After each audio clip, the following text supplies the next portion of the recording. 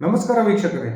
ದೇಶದ ಪ್ರತಿಷ್ಠಿತ ಲೋಕಸಭಾ ಚುನಾವಣೆಗೆ ದಿನಗಣನೆ ಆರಂಭವಾಗಿರ್ತಕ್ಕಂಥ ಈ ಸಮಯದಲ್ಲಿಯೇ ಕರ್ನಾಟಕದ ಪ್ರಮುಖ ಎರಡು ರಾಷ್ಟ್ರೀಯ ರಾಜಕೀಯ ಪಕ್ಷಗಳು ತಂತ್ರ ಹಾಗೂ ಪ್ರತಿತಂತ್ರದಲ್ಲಿ ತೊಡಕೊಂಡಿದ್ದಾವೆ.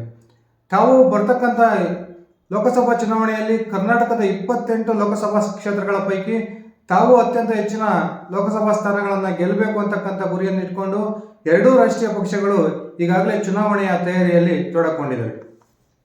ಹಾಗೆಯೇ ಬಿಜೆಪಿ JDSನೊಂದಿಗೆ ಮೈತ್ರಿ ಮಾಡಿಕೊಳ್ಳೋದ್ರ ಮೂಲಕ ರಾಜ್ಯದಲ್ಲಿ ಹೊಸ ಒಂದು ಲೆಕ್ಕಾಚಾರಕ್ಕೆ ಕಾರಣವನ್ನು ಹುಟ್ಟುಹಾಕಿದರೆ, ಕಾಂಗ್ರೆಸ್ ಕಳೆದ ಬಾರಿಯ JDS ಮೈತ್ರಿಯಿಂದ ಹೊರಗೆ ಬಂದು ಇದೀಗ ಏಕಾಂಗಿಯಾಗಿ ಸ್ಪರ್ಧೆ ಮಾಡೋ ಒಂದು ಮೂಲಕ ಕಾಂಗ್ರೆಸ್ ಕೂಡ ಒಂದು ಹೊಸ ರೀತಿಯ ಲೆಕ್ಕಾಚಾರಕ್ಕೆ ಕೈ ಹಾಕಿದೆ ಅಂದರೆ ತಪ್ಪಾಗೋದಿಲ್ಲ. ಇದೀಗ ಚುನಾವಣೆಯ ಸಮಯದಲ್ಲಿ ಪ್ರತಿಯೊಂದು ರಾಜಕೀಯ ಪಕ್ಷಗಳು ಕೂಡ ತಂತ್ರ ಪ್ರತಿತಂತ್ರವನ್ನು ನಡೆಸೋದು, ತಾವು ತಮ್ಮ ವಿರೋಧಿ ಪಕ್ಷವನ್ನು ಕಟ್ಟಿಹಾಕೋ ಪ್ರಯತ್ನಕ್ಕೆ ಕೈ ಹಾಕೋದು ಸಹಜ. ಇದೀಗ ಭಾರತೀಯ ಜನತಾ ಪಕ್ಷದ ರಾಷ್ಟ್ರೀಯ ಹಾಗೂ ರಾಜ್ಯ ಮುಖಂಡರು ಕಾಂಗ್ರೆಸ್ಗೆ ಬಹುದೊಡ್ಡ ಒಂದು ಶಾಖನ್ನು ಕೊಡೋ ಪ್ರಯತ್ನಕ್ಕೆ ಕೈ ಹಾಕಿದ್ದಾರೆ ಅಂದರೆ ತಪ್ಪಾಗೋದಿಲ್ಲ. ಹೌದು ವೀಕ್ಷಕರೇ, ಕಳೆದ ಒಂದು ಅವಧಿಯಲ್ಲಿ ಕರ್ನಾಟಕ ರಾಜ್ಯದಲ್ಲಿ ಆಡಳಿತದಲ್ಲಿದ್ದಂತಹ ಬಸವರಾಜ ಬೊಮ್ಮಾಯಿ ಅವರ ನೇತೃತ್ವದ ಸರ್ಕಾರ ತಮ್ಮ ಸರ್ಕಾರದ ಅವಧಿಯ ಕೊನೆಯ ಒಂದು ಕ್ಯಾಬಿನೆಟ್ನಲ್ಲಿ ಏನು ಒಳ ಮೀಸಲಾತಿಯನ್ನು ಘೋಷಣೆ ಮಾಡ್ತು. ಈ ಒಳ ಮೀಸಲಾತಿಯ ಒಂದು ಬಹುದೊಡ್ಡ ಲಾಭ ಸಿಕ್ಕಿದ್ದು ದಲಿತ ಸಮುದಾಯದ ಎಡಗೈ ಒಂದು ಸಮುದಾಯಕ್ಕೆ.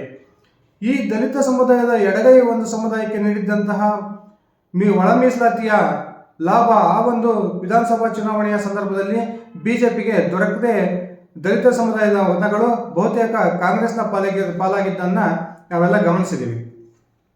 ಇದೀಗ ಒಳ ಮೀಸಲಾತಿ ಕೊಟ್ಟಿದ್ದಂತಹ ಬಸವರಾಜ ಬೊಮ್ಮಾಯಿ ಅವರು ಏನು ಘೋಷಣೆ ಮಾಡಿದ್ರು, ಆ ಒಳ ಮೀಸಲಾತಿಯ ಲಾಭವನ್ನು ಮತಗಳಾಗಿ ಪರಿವರ್ತನೆ ಮಾಡ್ಕೋಬೇಕು ಅಂತಕ್ಕಂಥ ಒಂದು ಪ್ರಯತ್ನಕ್ಕೆ ಇದೀಗ ಬಿಜೆಪಿ ಹೈಕಮಾಂಡ್ ಹಾಗೂ ರಾಜ್ಯದ ಬಿಜೆಪಿ ಘಟಕ ನಿರ್ಧರಿಸಿದಂತೆ ಕಂಡು ಬರ್ತಾ ಇದೆ. ಈ ಒಂದು ಒಳ ಮೀಸಲಾತಿಯ ಲಾಭ ಬರಬೇಕು ಅಂದರೆ ಆ ದಲಿತ ಎಡಗೈ ಸಮುದಾಯದ ಪ್ರಮುಖ ಸ್ವಾಮೀಜಿಯೊಬ್ಬರನ್ನ ಇದೀಗ ಲೋಕಸಭಾ ಚುನಾವಣೆಯ ಕಣಕ್ಕೆ ಬಿಜೆಪಿಯ ಚಿಹ್ನೆಯಡಿ ಇಳಿಸಬೇಕು ಅಂತಕ್ಕಂಥ ಒಂದು ಪ್ರಯತ್ನಕ್ಕೆ ಇದೀಗ ಬಿಜೆಪಿ ಕೈ ಹಾಕಿದೆ ಅಂತಕ್ಕಂಥ ಮಾಹಿತಿಗಳು ಬರ್ತಾ ಇದ್ದಾವೆ. ಹಾಗಾದರೆ ಬನ್ನಿ ಸ್ನೇಹಿತರೆ, ಬಿಜೆಪಿ ಯೋಚನೆ ಮಾಡಿರ್ತಕ್ಕಂಥ ಆ ದಲಿತ ಎಡಗೈ ಸಮುದಾಯದ ಪ್ರಮುಖ ಮಠಾಧೀಶರು ಯಾರು, ಅವ್ರು ಖಂಡಿತವಾಗಲೂ ಲೋಕಸಭಾ ಚುನಾವಣೆಗೆ ಸ್ಪರ್ಧೆ ಮಾಡ್ತಾರ. ಸ್ಪರ್ಧೆ ಮಾಡೋದೇ ಆದರೆ ಯಾವ ಲೋಕಸಭಾ ಕ್ಷೇತ್ರದಿಂದ ಸ್ಪರ್ಧೆ ಮಾಡ್ತಾರೆ ತಿಳ್ಕೊಂಡು ಬರೋಣ. ಅದಕ್ಕಿಂತ ಮುಂಚೆ ನೀವಿನ್ನ ನನ್ನ ಇಟ್ಕೆ ಹೇಮಂತ್ ಯೂಟ್ಯೂಬ್ ಚಾನಲ್ಗೆ ಸಬ್ಸ್ಕ್ರೈಬ್ ಮಾಡ್ಕೊಂಡಿಲ್ಲ ಅಂದರೆ ದಯವಿಟ್ಟು ಈಗಲೇ ಸಬ್ಸ್ಕ್ರೈಬ್ ಮಾಡ್ಕೊಳ್ಳಿ. ನಾನು ಕೊಡ್ತಕ್ಕಂಥ ಮಾಹಿತಿ ನಿಮ್ಗೆ ಇಷ್ಟ ಆಗಿದ್ರೆ ಈ ಒಂದು ವಿಡಿಯೋಗೆ ಲೈಕ್ ಮಾಡಿ, ಶೇರ್ ಮಾಡಿ, ಕಮೆಂಟ್ ಮಾಡಿ. ಹೌದು ಸ್ನೇಹಿತರೆ, ಚಿತ್ರದುರ್ಗ ಲೋಕಸಭಾ ಕ್ಷೇತ್ರದಿಂದ ಈಗಾಗಲೇ ಹಾಲಿ ಲೋಕಸಭಾ ಸದಸ್ಯರು, ಕೇಂದ್ರ ಸಚಿವರು ಆಗಿರ್ತಕ್ಕಂಥ ಎ ನಾರಾಯಣಸ್ವಾಮಿ ಅವರು ಈ ಬಾರಿ ನಾನು ಚುನಾವಣೆಗೆ ಸ್ಪರ್ಧೆ ಮಾಡೋದಿಲ್ಲ, ಬದಲಾಗಿ ಚಿತ್ರದುರ್ಗ ಲೋಕಸಭಾ ಕ್ಷೇತ್ರಕ್ಕೆ ಪಕ್ಷ ಯಾವ ಒಬ್ಬ ಅಭ್ಯರ್ಥಿಗೆ ಟಿಕೆಟ್ ಅನ್ನು ಕೊಡುತ್ತೋ ಅವ್ರ ಪರವಾಗಿ ನಾನು ಕೆಲಸ ಮಾಡೋದ್ರ ಮೂಲಕ ಗೆಲ್ಸ್ಕೊಂಡು ಬರ್ತಕ್ಕಂಥ ಜವಾಬ್ದಾರಿ ನನ್ನ ಮೇಲಿದೆ ಅಂತಕ್ಕಂಥ ಹೇಳಿಕೆಯನ್ನು ಕೊಟ್ಟಿರೋದನ್ನು ನಾವೀಗಾಗಲೇ ಗಮನಿಸಿದ್ವಿ. ಇದೀಗ ನಾರಾಯಣಸ್ವಾಮಿ ಅವರ ಖಾಲಿಯಾಗಿರ್ತಕ್ಕಂಥ ಒಂದು ಲೋಕಸಭಾ ಸ್ಥಾನಕ್ಕೆ ಬಿಜೆಪಿಯಲ್ಲಿ ಅನೇಕ ಆಕಾಂಕ್ಷಿಗಳು ಚಿತ್ರದುರ್ಗ ಲೋಕಸಭಾ ಕ್ಷೇತ್ರದಿಂದ ಉಟ್ಕೊಂಡಿರ್ತಕ್ಕಂಥದ್ದು ನಾವೆಲ್ಲ ನೋಡಿದ್ದೀವಿ. ಈಗಾಗಲೇ ಹೊಳಲ್ಕೆರೆಯ ಶಾಸಕ ಚಂದ್ರಪ್ಪ ಅವರ ಪುತ್ರ ರಘುಚಂದನ್ ಅವರು ಕ್ಷೇತ್ರದಾದ್ಯಂತ ಪ್ರವಾಸವನ್ನು ಕೈಗೊಳ್ಳೋದ್ರ ಮೂಲಕ ತಾನು ಒಬ್ಬ ಬಿಜೆಪಿಯ ಪ್ರಬಲ ಆಕಾಂಕ್ಷಿ ಅನ್ನೋದನ್ನು ನಿರೂಪಿಸಿದ್ದಾರೆ. ಅದೇ ರೀತಿ ಮತ್ತೊಬ್ಬ ಮಾಜಿ ಸಂಸದ ಜಿ ಜನಾರ್ದನ್ ಸ್ವಾಮಿ ಅವರು ಕೂಡ ನಾನು ಕೂಡ ಈಗಾಗಲೇ ರೇಸ್ನಲ್ಲಿದ್ದೀನಿ, ನಾನು ಕೂಡ ಪಕ್ಷದಿಂದ ಟಿಕೆಟನ್ನು ಬಯಸ್ತಿದ್ದೀನಿ ಅಂತಕ್ಕಂಥ ಹೇಳಿಕೆಯನ್ನು ನೀಡೋದ್ರ ಮೂಲಕ ಬಿಜೆಪಿಯಲ್ಲಿ ಚಿತ್ರದುರ್ಗ ಲೋಕಸಭಾ ಕ್ಷೇತ್ರದಿಂದ ಸ್ಪರ್ಧೆ ಮಾಡೋದಕ್ಕೆ ಅನೇಕ ಆಕಾಂಕ್ಷಿಗಳಿದ್ದಾರೆ ಅಂತಕ್ಕಂಥದ್ದನ್ನು ನಾವು ಗಮನಿಸ್ತಾನೆ ಬಂದಿದ್ದೀವಿ. ಆದರೆ ಇದೀಗ ಬಿಜೆಪಿಯ ಚಾಣಕ್ಯ ಅಮಿತ್ ಶಾ ಅವರು ಬಹುದೊಡ್ಡ ಒಂದು ನಿರ್ಧಾರಕ್ಕೆ ಬಂದಿದ್ದಾರೆ ಚಿತ್ರದುರ್ಗ ಲೋಕಸಭಾ ಕ್ಷೇತ್ರಕ್ಕೆ ಸಂಬಂಧಪಟ್ಟಂತೆ ಅಂತಕ್ಕಂಥ ಮಾಹಿತಿಗಳು ಬಿಜೆಪಿ ವಲಯದಿಂದ ಕೇಳಿ ಬರ್ತಾ ಇದ್ದಾವೆ. ಹೌದು ವೀಕ್ಷಕರೇ, ಚಿತ್ರದುರ್ಗದ ಪ್ರಮುಖ ಒಂದು ಮಠಗಳಲ್ಲಿ ಪ್ರಮುಖವಾದ ಮಠವಾಗಿರ್ತಕ್ಕಂಥ ಒಂದು ಮಠದ ಬಹುದೊಡ್ಡ ಒಬ್ಬ ಮಠಾಧೀಶರನ್ನ ಚಿತ್ರದುರ್ಗ ಲೋಕಸಭಾ ಮೀಸಲು ಕ್ಷೇತ್ರದಿಂದ ಚುನಾವಣಾ ಕಣಕ್ಕಿಳಿಸ್ತಕ್ಕಂಥ ನಿರ್ಧಾರಕ್ಕೆ ಇದೀಗ ಅಮಿತ್ ಶಾ ಅವರು ಬಂದಿದ್ದಾರೆ ಅಂತಕ್ಕಂಥ ಸ್ಪಷ್ಟವಾದ ಮಾಹಿತಿಗಳಿದ್ದಾವೆ. ಹಾಗಾದರೆ ಆ ಮಠಾಧೀಶರು ಯಾರು ಅಂತ ನಾವು ನೋಡೋದಾದರೆ ಮಾದಾರ ಚೆನ್ನಯ್ಯ ಸ್ವಾಮಿಗಳು. ಇವರನ್ನೇನು ಕರ್ನಾಟಕದ ಮತ್ತೊಬ್ಬ ಆದಿತ್ಯನಾಥ್ ಅಂತ ಕರಿತೀವಿ. ಇವರನ್ನ ಹಿಂದೂ ಫ್ರೀಡಂ ಬ್ಯಾಂಡ್ ಅಂತ ಈಗಾಗಲೇ ಹೆಸರು ಮಾಡಿದ್ದಾರೆ. RSS ಹಾಗೂ ಬಿಜೆಪಿಯ ಪ್ರಮುಖರೊಂದಿಗೆ ನಿಕಟ ಸಂಪರ್ಕವನ್ನು ಹೊಂದಿರತಕ್ಕಂಥ ಮಾದಾರ ಚೆನ್ನಯ್ಯ ಸ್ವಾಮಿ ಅವರನ್ನು ಇದೀಗ ಬಿಜೆಪಿ ಚಿತ್ರದುರ್ಗ ಲೋಕಸಭಾ ಕ್ಷೇತ್ರದ ಬಿಜೆಪಿಯ ಚಿಹ್ನೆ ಅಡಿಯಲ್ಲಿ ಚುನಾವಣಾ ಕಣಕ್ಕಿಳಿಸ್ತಕ್ಕಂಥ ತಯಾರಿಯಲ್ಲಿ ತೊಡಕೊಂಡಿದೆ.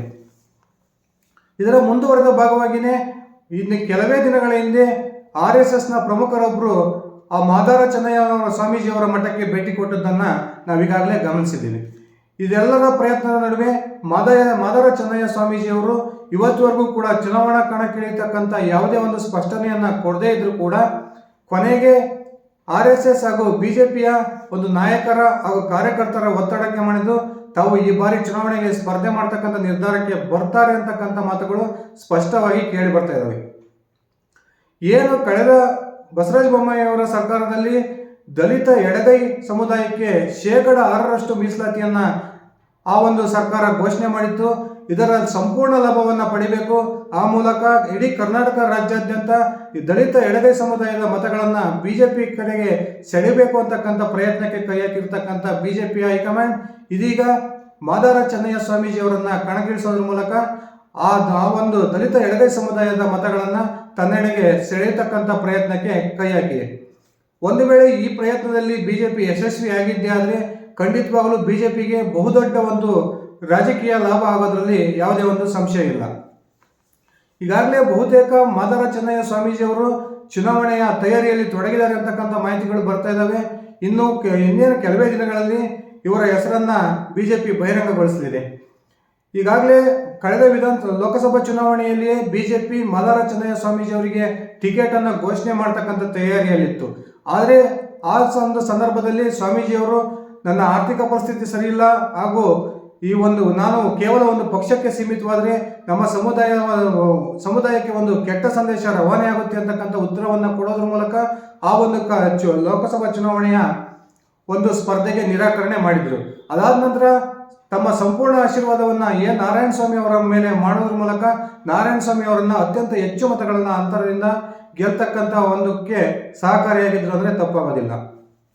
ಇದೀಗ ನೇರವಾಗಿ ಮಾದಾರ ಚೆನ್ನಯ್ಯ ಸ್ವಾಮೀಜಿಯವರನ್ನು BJP ಕಣಕ್ಕಿಳಿಸೋದ್ರ ಮೂಲಕ ಕೇವಲ ಚಿತ್ರದುರ್ಗ ಲೋಕಸಭಾ ಕ್ಷೇತ್ರದಲ್ಲಷ್ಟೇ ಅಲ್ಲ, ಇಡೀ ಕರ್ನಾಟಕ ರಾಜ್ಯದಲ್ಲಿ ದಲಿತ ಸಮುದಾಯದ ಮತಗಳನ್ನು ಹೆಚ್ಚಾಗಿ ಪಡಿತಕ್ಕಂಥ ಪ್ರಯತ್ನಕ್ಕೆ ಕೈ ಹಾಕಿದ್ದು ಬಹುತೇಕ ಈ ಪ್ರಯತ್ನದಲ್ಲಿ BJP ಯಶಸ್ವಿ ಆಗುತ್ತೆ ಅಂತಕ್ಕಂಥ ಮಾತುಗಳು ಕೇಳಿ ಬರ್ತಾ ಇದ್ದಾವೆ. ಕಾದ್ ನೋಡೋಣ ಸ್ನೇಹಿತರೆ, ಖಂಡಿತವಾಗಲೂ ಮಾದಾರ ಚೆನ್ನಯ್ಯ ಸ್ವಾಮೀಜಿ ಅವರು BJPಯ ಒಂದು ಅಭ್ಯರ್ಥಿಯಾಗಿ ಚಿತ್ರದುರ್ಗ ಲೋಕಸಭಾ ಕ್ಷೇತ್ರದ ಚುನಾವಣಾ ಕಣಕ್ಕೆ ಇಳಿತಾರ. ಆ ಮೂಲಕ BJPಗೆ ಬಹುದೊಡ್ಡ ಲಾಭವನ್ನು ದಲಿತ ಎಡಗೈ ಸಮುದಾಯದಿಂದ ತಂದುಕೊಡ್ತಾರ, ಅಥವಾ ತಾನು ಯಾವುದೇ ಕಾರಣಕ್ಕೂ ಚುನಾವಣಾ ಕಣಕ್ಕೆ ಇಳಿಯೋದಿಲ್ಲ ಅಂತಕ್ಕಂಥ ಘೋಷಣೆಯನ್ನು ಮಾಡ್ತಾರ. ಇದೆಲ್ಲವನ್ನ ಕಾದ್ ನೋಡೋಣ. ಖಂಡಿತವಾಗ್ಲೂ ಇವರು ಮತ್ತೊಬ್ಬ ಕರ್ನಾಟಕದ ಯೋಗಿ ಆದಿತ್ಯನಾಥ್ ಅಂತಕ್ಕಂಥ ಹೆಸರು ಮಾಡಿರ್ತಕ್ಕಂಥವ್ರು, BJP ಹಾಗೂ RSSನ ಸಂಪರ್ಕದಲ್ಲಿ ಇರ್ತಕ್ಕಂಥವ್ರು. ಈ ಎಲ್ಲ ಒಂದು ಅಂಶಗಳನ್ನು ಪರಿಗಣಿಸಿಯೇ ಈಗಾಗಲೇ ಅಮಿತ್ ಶಾ ಮಾದಾರ ಚೆನ್ನಯ್ಯ ಸ್ವಾಮೀಜಿ ಅವರ ಹೆಸರನ್ನು ಫೈನಲ್ಗೊಳಿಸಿದ್ದಾರೆ ಅಂತಕ್ಕಂಥ ಮಾಹಿತಿಗಳು ಬರ್ತಾ ಇದ್ದಾವೆ. ಇನ್ನೇನು ಸ್ವಾಮೀಜಿ ಅವರು ಯಾವ ನಿರ್ಧಾರವನ್ನು ತೆಗೆದುಕೊಳ್ತಾರೆ ಕಾದ್ ನೋಡೋಣ ಸ್ನೇಹಿತರೆ. ಇದಿಷ್ಟಾಗಿತ್ತು ನನ್ನ ಇವತ್ತಿನ ವಿಡಿಯೋ. ನಾನು ಕೊಟ್ಟಿರ್ತಕ್ಕಂಥ ಮಾಹಿತಿ ಇಷ್ಟ ಆಗಿದ್ರೆ ದಯವಿಟ್ಟು ಈ ವಿಡಿಯೋಗೆ ಲೈಕ್ ಮಾಡಿ, ಶೇರ್ ಮಾಡಿ, ಕಮೆಂಟ್ ಮಾಡಿ. ಧನ್ಯವಾದಗಳು ಸ್ನೇಹಿತರೆ.